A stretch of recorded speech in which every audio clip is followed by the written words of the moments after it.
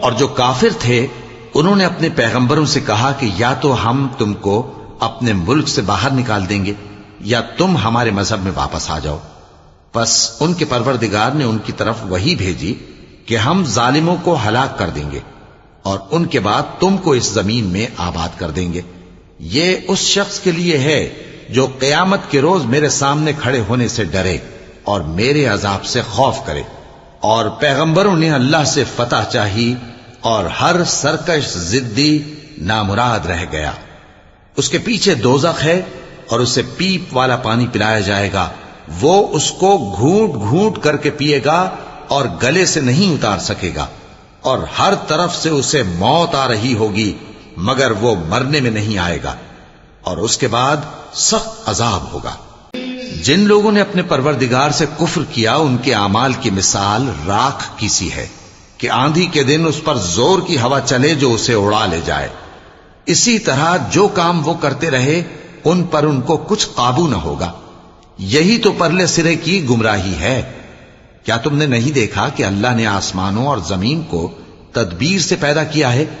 اگر وہ چاہے تو تم کو نابود کر دے اور تمہاری جگہ نئی مخلوق پیدا کر دے، اور یہ اللہ کو کچھ بھی مشکل نہیں.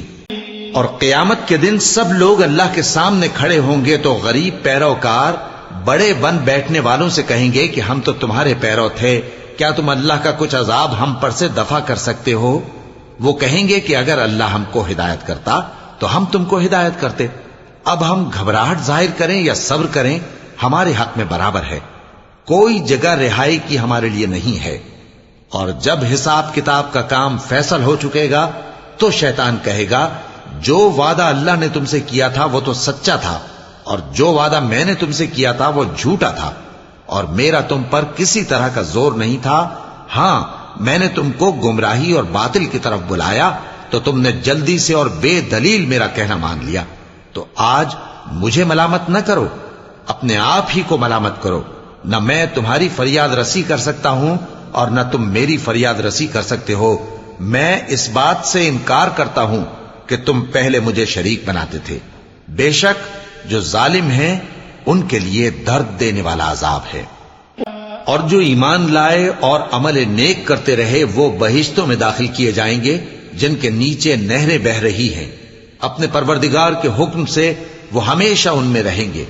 وہاں وہ ہر ملاقات پر ایک دوسرے کو سلام کہیں گے. کیا تم نے نہیں دیکھا کہ اللہ نے کلمہ طیبہ کی کیسی مثال بیان فرمائی ہے؟ وہ ایسی ہے جیسے پاکیزہ درخت جس کی جڑ مضبوط ہو اور شاخیں آسمان میں پھیلی ہوں. وہ اپنے پروردگار کے حکم سے ہر موقع پر پھل لاتا ہو. اور اللہ لوگوں کے لیے مثالیں بیان فرماتا ہے تاکہ وہ نصیحت حاصل کریں. اور ناپاک بات یعنی غلط عقیدے کی مثال ناپاک درخت کی سی ہے کہ وہ زمین کے اوپر ہی سے اکھیڑ کر پھینک دیا جائے، اس کو ذرا بھی قرار و ثبات نہیں.